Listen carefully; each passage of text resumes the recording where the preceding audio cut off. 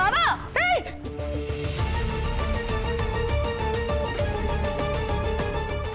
একদম যাবে না, একদম ছবে না তুমি মানুষটাকে। আজকে তোমার জন্য আমার মানুষটার এই অবস্থা, একদম ধরবে না তুমি। বাবার এই অবস্থার জন্য যে দায় তাকে আমি খুঁজে বের করবই।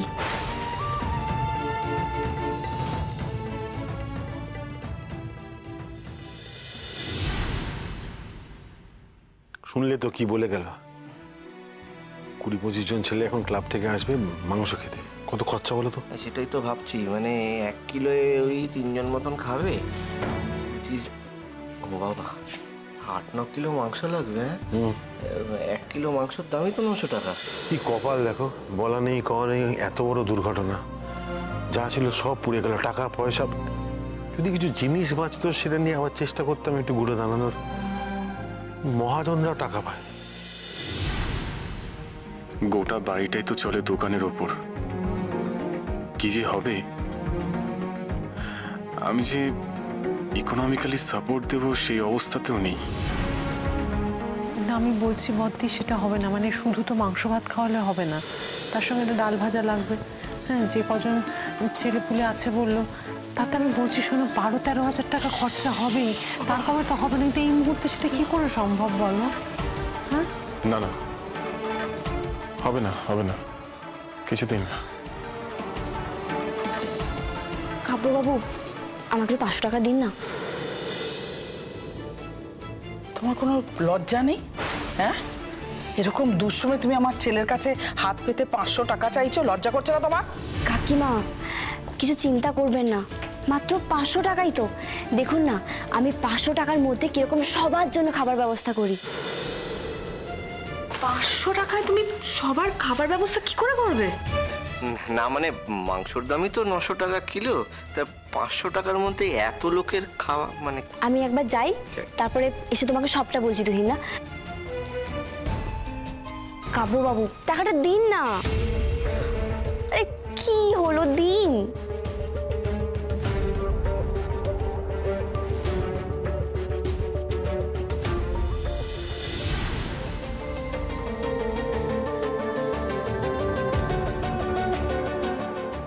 আসুন আসুন, আপনারা আসুন আসুন। বাইরে এসে গেছে, বসুন বসুন বসুন।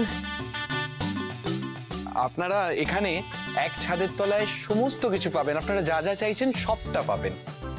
আর খুব রিজনেবল কিন্তু। বাকিটা আমার বৌদি আপনাদের। নমস্কার নমস্কার।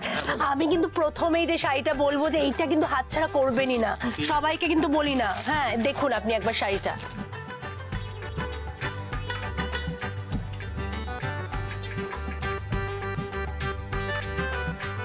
পছন্দ হচ্ছে তো আপনাদের? পছন্দ হয়েছে, ভালো লেগেছে? কুনাল, আমি বলছি ওনাদের হিসেবটা তাহলে করে দাও না। হিসেব কর বলছি, এক মিনিট। আচ্ছা, আপনাদের সব মিলিয়ে হলে হচ্ছে 66,580 টাকা।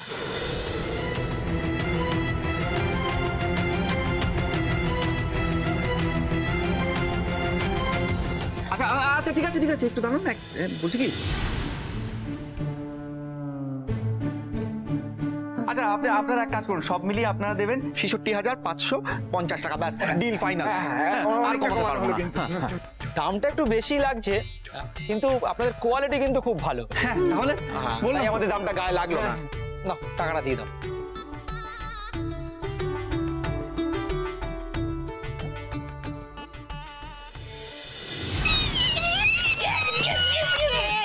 সব সমস্যা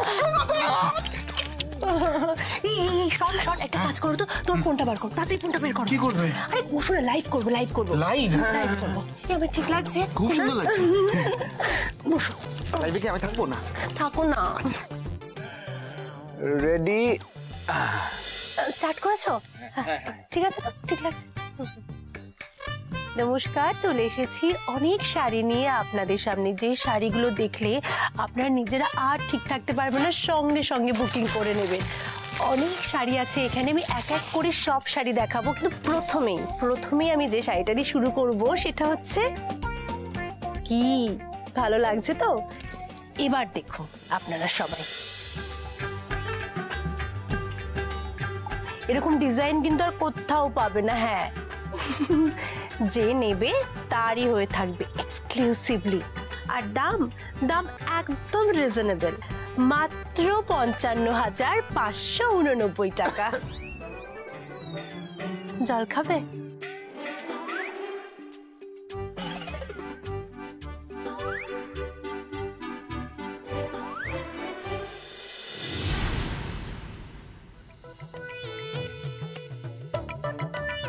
এই নিন 20 টাকা। 500 টাকাও লাগেনি, 480 টাকার মধ্যে খাবারের সব আয়োজন আমি করে এনেছি। না না, এইসব পাড়ার লোককে খাওয়ানো যাবে না, তাহলে ওরা আমাদের ধাপ্পাবাজ ভাববে। কিচ্ছু হবে না ঠাম্মি। কাপু বাবু শুনুন, বলছি আপনি তো খুব ভালো রান্না করেন, আপনার রান্না খেয়ে না সবাই ধন্য ধন্য করবে। চলুন না, রান্নাটা করে দিন না। না না, আমি সব করতে পারবো না। কাপু বাবু কেন এরকম করছেন বলুন তো? আপনি তো জানেন ক্লাবের লোকেরা অনেক আশা করে আমাদেরকে বলেছেন, কিন্তু যদি ওরা এই মাংস না খেয়ে চলে যায় তাহলে কি সেটা ভালো দেখায় না? আপনার রান্না খেয়ে খুশি মনে বাড়ি গেলে সেটা ভালো দেখায়। আপনিই বলুন।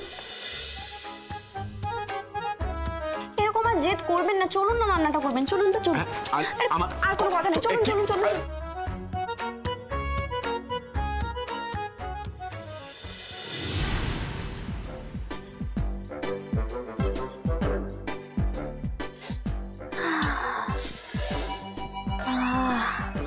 কি সুন্দর গন্ধ বেরোচ্ছে কাপু বাবু। আমি বলেছিলাম না আপনার রান্নায় একদম জাদু আছে। কেউ দেখে বলবে বলুন এটা পাঁঠার মাংস নয়। দেখুন, আপনি যতই বলুন না কেন, আপনার এই ব্যাপারটাতে না আমি কিছুতে সম্মতি জানাতেই পারছি না। আরে বাবা, এটা জালিয়াতি। হ্যাঁ, এটা ভায়োলেন্স অফ ল। আরে ধুর, আপনি সবসময় এত কঠিন করে ইংরেজি শব্দ কেন বলেন বলুন তো? আমি তো কিছুই বুঝতে পারি না ব্যাঙের মাথা। কিন্তু একটা কথা বলতেই হবে, যা সুন্দর গন্ধ বেরোচ্ছে না, রান্নাটা খুব ভালো হয়েছে। সবাই না একদম চেটে পুটে খাবে। কিন্তু কাবু বাবু, আপনি না আরেকটা কাজ করতে পারেন। ওই রান্নাটা শেষ হলে আপনি ওর উপরে একটু কুচি কুচি করে ধনেপাতা কেটে রান্নাটার উপরে আস্তে করে ছড়িয়ে দেবেন, দেখবেন আরো ভালো। আলি বাকি আর ভাকি, অত জ্ঞান দেবেন না। যদি করতে হয় নিজে দিন, ইনস্ট্রাকশন দেবেন না। কাব্য বাবু, আরে এ আর এমন কি কাজ, আমি দিয়ে দিচ্ছি ধনেপাতা একটু।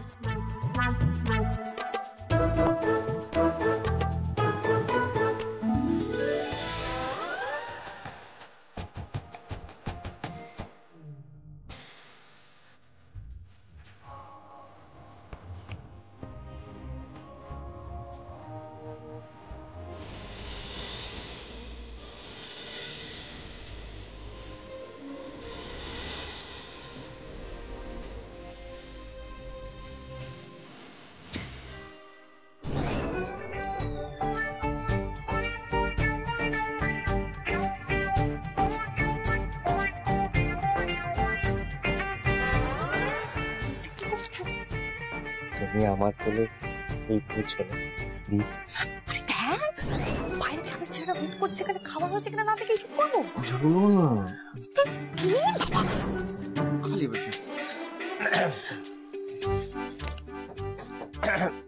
আসছি। হ্যাঁ আসছি। এই চুপ চুপ চুপ চুপ আসছি কিন্তু। বলছি যে ওই পাড়ার ছেলেপুলেরা তো সব এসে গেছে, তাই মানে রান্না বান্না কি হয়েছে, হয়ে গেলে নিয়ে যেতাম, এটাই বলার ছিল আর কি। এটা হ্যাঁ নিয়ে যাও, হয়ে গেছে। ও আচ্ছা আচ্ছা, তা তোমাদেরও কি হয়ে গেছে? হ্যাঁ এই তো রেডি আছে, যাও নিয়ে যাও। চলো বুবলি। আসছি। হ্যাঁ প্লিজ, তুই সামনে দেখা। সামনে দেখা। আসছি কিন্তু।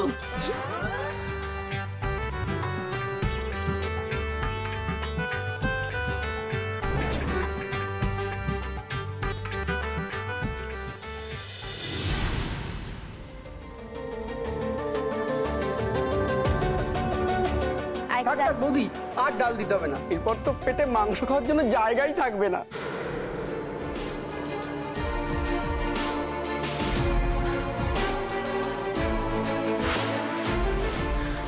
ও দিদি শোনো না, বলছি কেউ তো সেরকম কিছু খাচ্ছেই না গো, এরপর দাদা ভাইয়ের ওই রান্না দেখে যদি আর কেউ কিছু না খায় কি হবে বলো তো? ওমা, আত পেটা খেয়ে উঠে গেলে অকল্যাণ হবে না? কি জানি বাবা, আমি কিছু বুঝতে পারছি না।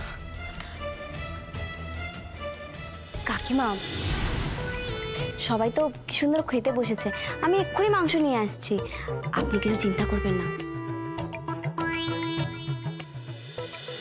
বলছি এখনো সময় আছে, সবাইকে সত্যিটা বলে দিই। হ্যাঁ শালাবাবু,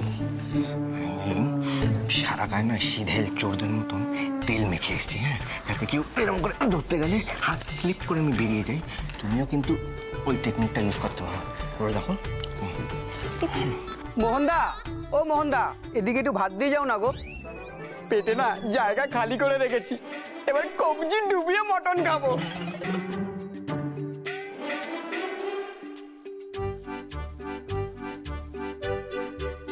দাও দাও দাও, বৌদি একটু মাংস দিয়ে যাও না।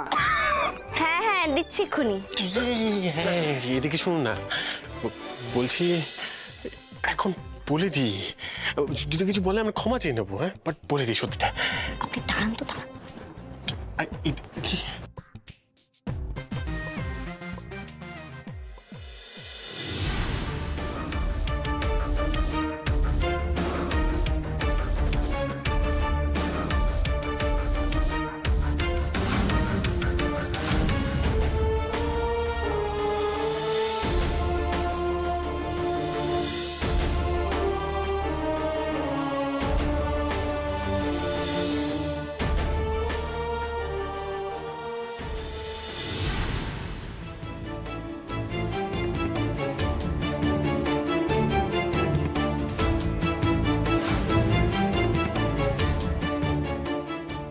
আমি যা করছি এই পরিবারের সম্মান রক্ষার জন্য।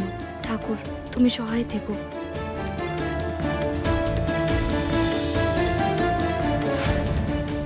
আহ বৌদি, মাংসটা না দারুণ হয়েছে, আর একটু ভাত দাও না গো।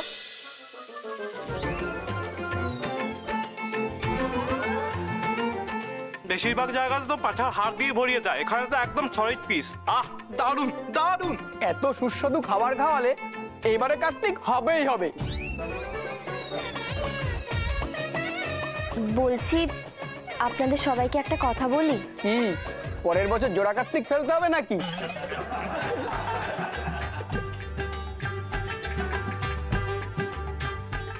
আসলে এটা পাঁঠার মাংস নয়,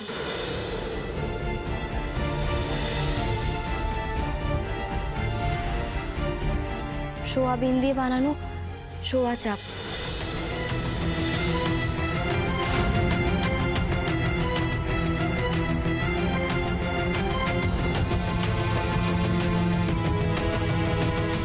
তোমরা তো সবাই জানো, বলো, আমাদের গুদামের সব জিনিসপত্র, টাকা পয়সা সব কিছু পুড়ে ছাই হয়ে গেছে। আর বাবার শরীরটাও তো ঠিক নেই। এই মাসে আমরা কি করে সংসার চালাবো এটা নিয়ে আমাদের সবার চিন্তা। কিন্তু আমরা তো তোমাদের নিরাশ করতে পারি না, তাই জন্য এই আয়োজন করেছি। আসলে মাংস খাওয়ানোর আমাদের কাছে সত্যি কোনো টাকা পয়সা নেই, তাই আমাদের আজকে বাধ্য হয়ে সোয়াবিন করতে হলো। আমরা সবাই তোমাদের সবার কাছে এর জন্য ক্ষমা চাইছি।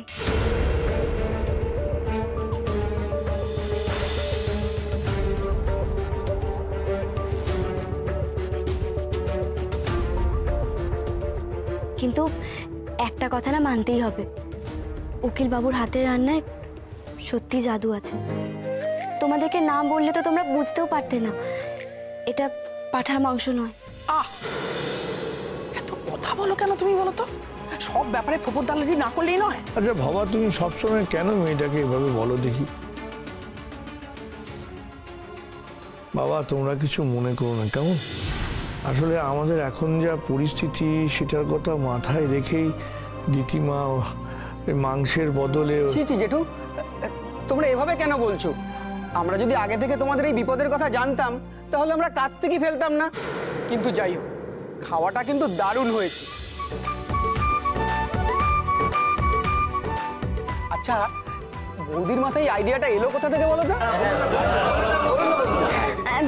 বলছি আসলে আমার আরামবাগের বাড়ির অবস্থা তেমন ভালো ছিল না। বাবাকে যখন বলতাম মাংস খাবো, তখন বাবা আমাদের জন্য সোয়াবিন নিয়ে আসতো, আর মা ওই আলু দিয়ে ওই সোয়াবিনে একটা তরকারি বানাতো। ওইখান থেকে আমার মাথায় এই বুদ্ধিটা এলো। কিন্তু কি বলতো, আমি তো খুব একটা ভালো রাঁধতে পারি না, কিন্তু উকিলবাবু তো খুব ভালো রাঁধেন। ওনার হাতের জাদুতেই এই রান্নাটা একদম পাঁঠার মাংসের মতন খেতে হয়েছে।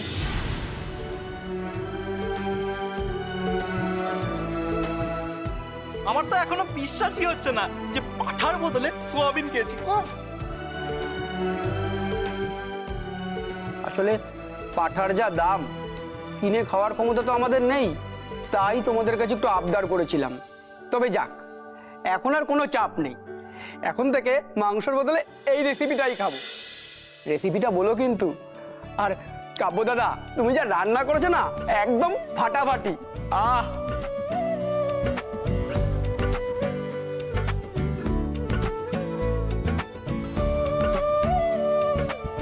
শোনো, যদি ভবিষ্যতে কোনোদিন আবার ঘুরে দাঁড়াতে পারি না, আমি কথা দিচ্ছি আমরা তোমাদের ডেকে ওই মাংস ভাত খাও। যদি কেন বাবা, আমরা নিশ্চয়ই ঘুরে দাঁড়াবো। আমাদেরকে ঘুরে দাঁড়াতে হবেই।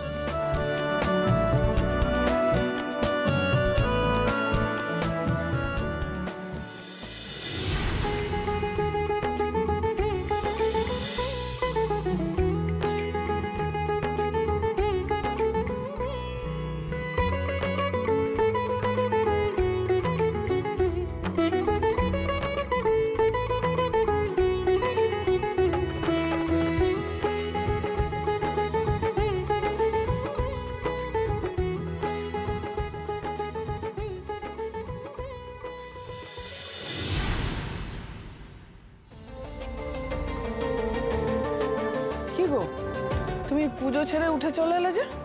এগুলো কি বের করছো? বাবা, বুঝতে পারছো, দুদিন পরে কর্মচারীদের মাইনে দিতে হবে, পাওনাদারদের টাকা মেটাতে হবে, কোত্থেকে পাবো? সব ভাবা যাবে, তুমি আগে পুজোতে বসবে, চলো তো। তারপর বাবা, তুমি বুঝতে পারছো না, আগে তো টাকাটা চুকাতে হবে, তারপরে তারা মাল দেবে, তারপরে বেচতে পারবো। দোকানে তো অবশিষ্ট একটা কিছু নেই, সব পুড়ে গেছে। আমি বুঝতে পারছি না বাবা, এবার কি দোকানের সামনে বাটি হাতে বসতে হবে? আচ্ছা, তুমি এগুলো নিয়ে কেন এত ভাবছো বলো তো? ছেলেটা তো আছে, কটা দিন না হয় সামলে নেবে। এত কিছু ভাবলে তো নিজে আবার অসুস্থ হয়ে পড়বে। একটু শান্ত হও না তুমি। বাবা, এমন দিন আসবে আমি কখনো ভাবিনি, বুঝেছো? দুঃস্বপ্নেও ভাবিনি কিভাবে টাকা জোগাড় করবো, কি করে সংসার চালাবো, সবার মুখে অন্ন তুলে দেবো। কি হয়েছে? দেখো না ঠাকুরপো, ওই কর্মচারীদের মাইনে দিতে হবে, টাকা পয়সা নিয়ে শুধু শুধু চিন্তা করছে মানুষটা। দাদা বলছি যে কালকে তো কথা হয়ে গেছে, আমরা যাচ্ছি ইন্স্যুরেন্সের লোকজনদের সাথে কথা বলতে, তুমি একটু শান্ত। ওরা ইন্সপেকশনে আসবে, তারপরে ক্লেমের টাকাটা মানে একটা সেটেলমেন্টে আসা যাবে, তারপরে তো টাকা হয়তো পাবো। সেটা তো অনেক সময় লাগবে না? এতটা সময় আমি কি করবো? সংসার চালাতে গেলে তো একটা উপার্জনের পথ দেখতে হবে। মূলধন ছাড়া কি ব্যবসা হয়? কি করবো? আমার মাথায় কিছু ঢুকছে না, কিচ্ছু ঢুকছে না, ভালো লাগছে না। আচ্ছা বাবা, আমাদের তো একদিকে দুটো ঘর আর একটা বাথরুম আছে, আমরা যদি কাউকে ভাড়া দিই? আসলে ওই দুটো ঘরের মধ্যে একটা ঘরে রান্নাঘর হিসেবে ব্যবহার করা যেতে পারে, আর ভাড়া থেকে অনেকগুলো টাকাও আসতো, তাই আর কি। না না না না না, এটা আমার একদম মত নেই, একদম না। বাইরের কোনো উঠকো লোক ভাড়াটি হিসেবে আসবে, জল অপচয় করবে, নোংরা করবে যেখানে সেখানে, না না, প্রাইভেসি নষ্ট হবে, একদম না। বৌদি বলছিলাম হ্যাঁ, একটু সমস্যা হবে ঠিকই, মানে দেখো যদি কম বয়সী কোনো ভাড়াটে আছে তাহলে তারা কি হুলুস্থুলু করবে, কিংবা একটু বেশি বয়সের যদি ভাড়াটে আছে মানে বড় বউ ঝামেলা করবে, বুঝতে পারছি, কিন্তু একটু রোজগার তো হবে, একটু ভাবো। না না, মাঝে মাঝে শুটকি ফুটকি রান্না করবে, বিচ্ছিরি গন্ধ বেরোবে, আমার ভালো লাগছে না। না হবে না। এইভাবে কেন বলছো? সবাই কি শুটকি টুটকি রান্না করে নাকি? আর মা, এখন তো ভাড়া দেওয়া হয়, আর আমাদের বাড়িতে অনেকগুলো ঘর আছে ফাঁকা, দেয়া হোক না ভাড়া। না না ভুলি, একদম আমার মত নেই এতে। কি আশ্চর্য! আচ্ছা, মল্লিক বাড়ির একটা মর্যাদা আছে তো, আজকে ভাড়াটে বসলে পড়ায় মুখ দেখাবার জো থাকবে না। এখন তো বাবা পেটে ভাত জোগান দেওয়াটা অনেক জরুরি। যে আমার দোকানের যে কর্মচারীরা আমার মুখের দিকে তাকিয়ে আছে, তাদের মাইনে দেওয়াটা অনেক বেশি জরুরি। একটু ভাবো, মাসে যদি 15-20 হাজার টাকা ওই ভাড়া থেকে আসে, সেটাও সেটা ওই দুঃসময় অনেক। আমার ভোট ওই ঘটকদুজির পক্ষে।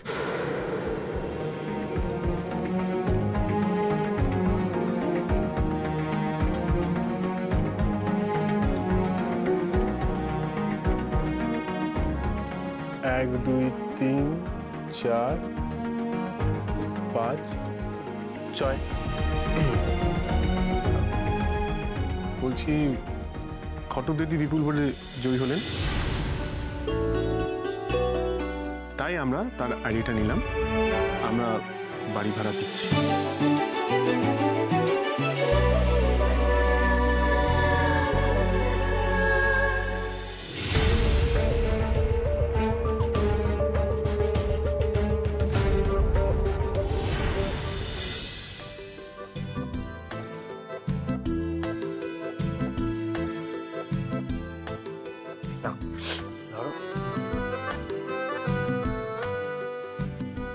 সোজা আছে, ব্যাস এইবারে ভাড়াটে আসবেই। চলো। ভালো লাগছে না মা, কে কোথা থেকে ভাড়াটে আসবে, সে কিরকম হবে না হবে, এই বাড়ির মধ্যে সব ভালো লাগছে না ভাবতে আমার এগুলো। হ্যাঁ হ্যাঁ, আরে আমার শ্বশুর বাড়িরই একটা পার্ট ভাড়া দেওয়া হবে। হ্যাঁ, না না, পরিবেশ খুবই ভালো। হ্যাঁ, ও আপনাদের লাগবে না? ঠিক আছে, অন্য কারোর দরকার হলে বলবেন। হ্যাঁ আচ্ছা। এই ছোটকা, এটা তো এই শোন না, বলছি তুই বলছিলিস না যে তোর পরিচিত একজন কেউ পেইন গেস্ট হিসেবে থাকবে? শোন না, আমাদের বাড়িতে না একটা পার্ট ভাড়া দেওয়া হচ্ছে, বুঝলি তো? হ্যাঁ হ্যাঁ হ্যাঁ, দেখতে পারবে, অবশ্যই দেখতে পারবে। আচ্ছা আচ্ছা, তুই আমাকে জানাস। হ্যাঁ হ্যাঁ, ওকে ওকে, হ্যাঁ বাই। কাবুদা, এই যে এনারা ব্রোকার। নমস্কার দাদা, নমস্কার। নমস্কার নমস্কার। বড় বউ, বলছি যে মুস্কো মতন লোকটা কে, ভাড়াটে নাকি? না না, দালাল মা, দালাল।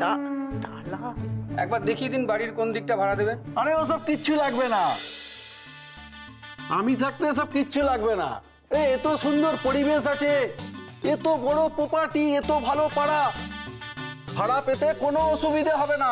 আপনি কোনো চিন্তা করবেন না দাদা, আরে আমরা তো আছি, একটা না একটা ভাড়ার ব্যবস্থা হয়েই যাবে। ঠিক আছে, বুঝে গেছি, কিন্তু আপনারা যে ব্যবস্থাটা করবেন তার জন্য তো আপনারা কিছু নেবেন, মানে সেটা কি একটু দেখুন দাদা, আমাদের মাধ্যমে কেউ যোগাযোগ করলে আমরা মাসের প্রথম ইনস্টলমেন্ট কিছু টাকা কেটে রাখি, বাস বাস, আর কুছ নেই।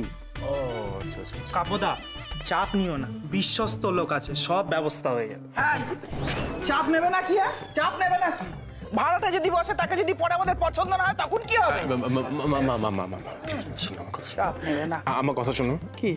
তুমি যে একবার ঢুকলে তৃতীয়বার আর ঢুকবে না এর মধ্যে, আমি দেখছি। তুমি যাও যাও, দেখি যাও।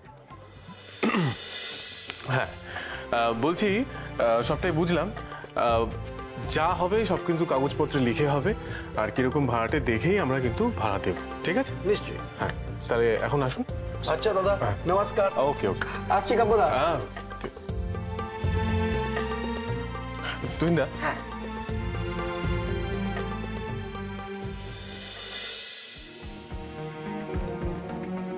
ও কার্তিক ঠাকুর, তুমি যখন এই দুঃসময়ে এলে তখন একটা ভাড়াটে পাইয়ে দাও না, বাবাকে একটু তো শান্ত করতে পারি।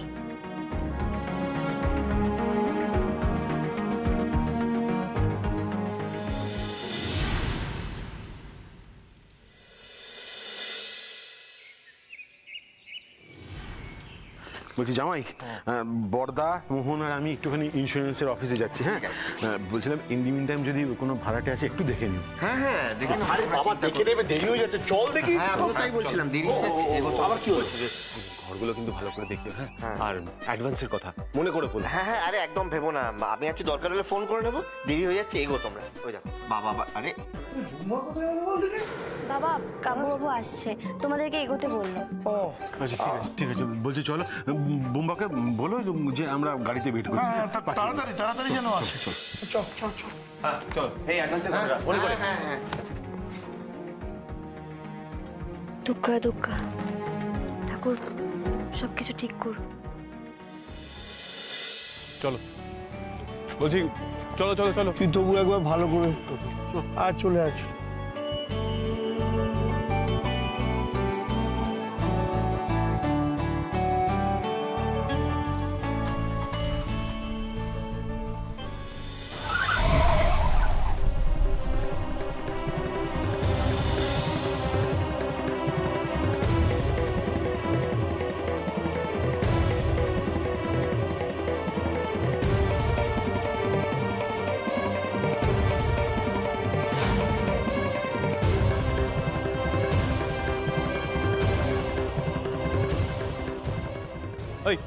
নাম নাম নাম শিগগিরি। হ্যাঁ কি করলি এটা? দেখতে পাও না? হ্যাঁ এত বড় একটা গাড়ি তুমি দেখতে পাওনি? পাড়ার মধ্যে এত জোরে কেউ চালায়? আস্তে চালাচ্ছিলে, তাহলে হলো কি করে এটা?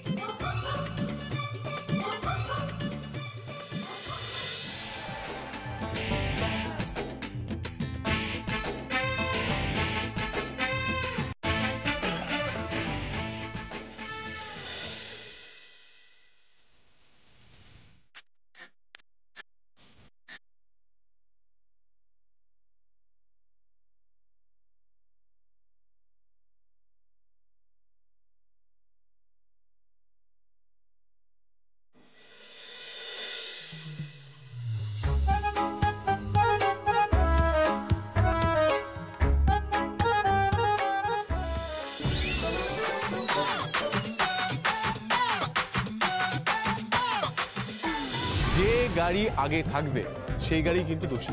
ট্রাফিক ল অনুযায়ী সেটাই কিন্তু দোষী, বারবার বলছি। কিন্তু দুটো গাড়ি তো সামনাসামনি ধাক্কা লেগেছে, তাহলে বুঝবো কি করে যে কারটা সামনে? এই তুমি আমাকে ল শিখিও না। আমি কিন্তু বাই প্রফেশন উকিল, আমাকে একদম ল শেখাতে আসবে না। আমি যেটা বলছি ওটা চুপচাপ শুনবে। শোনো, আমি কোনো ইন্স্যুরেন্স ক্লেম করবো না, তোমাকেই ক্ষতিপূরণ টাকা দিতে হবে। দেখেছো কি করেছো? দেখেছো? দেখো একবার।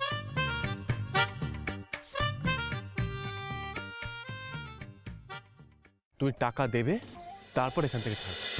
এই রে, হে উকিল, কিন্তু কোনো টাকা পয়সা তো দেওয়া যাবে না।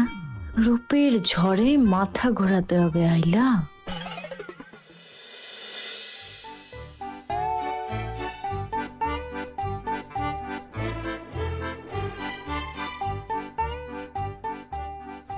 দেখি দেখি,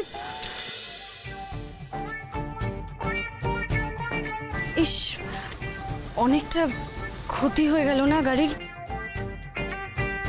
I am sorry, I am really very sorry. আসলে কি বলুন তো, ওর না একদম দোষ ছিল না। ওই একটা প্রাণ বাঁচাতে গিয়ে, মানে এইখান দিয়ে একটা বিড়াল চলে গেল তো, তাই ওকে বাঁচাতে গিয়ে এটা হলো। I am so sorry. এই বুম্মা, সরি কি? হ্যাঁ, আমার গাড়ির ক্ষতি হয়েছে, আপনাকে ক্ষতিপূরণ দিতে হবে। ব্যাস, আমি কোনো কথা শুনতে চাই না। তাই তো অনেকটা ক্ষতি হয়ে গেছে না? হ্যাঁ, অনেকটা। ক্ষতিপূরণ তো দিতেই হবে, তাই না? দিতে হবে। ওকে, জাস্ট আ মিনিট, আমি আমার ওয়ালেটটা নিয়ে আসছি।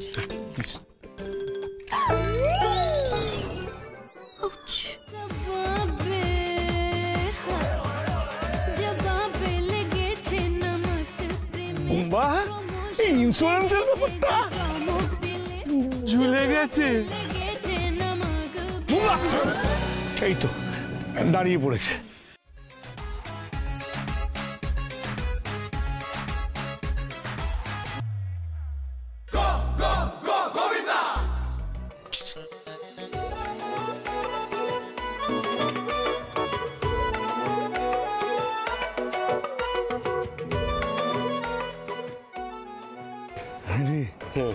এই অপসরটা কি বল দেখি? আইলা। আইলা? সে তো সচিন বলতো। এখন আমরাও বলবো। সেরকম ঝড়ের মধ্যে এসে গুদুম করে গাড়িটাতে মেরে দিল। মেরে দিল। আইলা।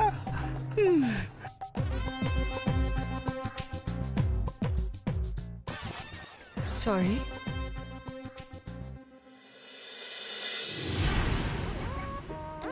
মেজো, ভালো করে একটু গণনা করে বল না, ভালো করে বল না আমার কপালে আর কি কি নাচছে। যা কাল শুরু হয়েছে কদিন ধরে। দেখছি দেখছি, দাঁড়াও না, কি বলছো, চুপ করো না একটু।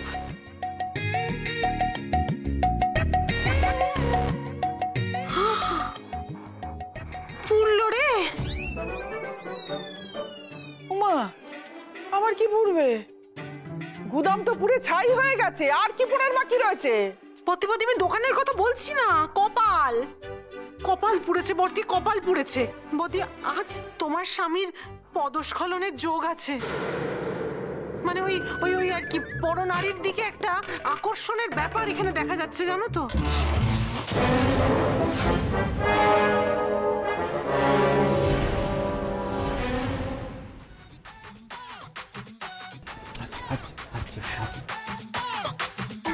আপনারা কি এবার বুঝলেন নাকি বুঝিয়ে বলবো?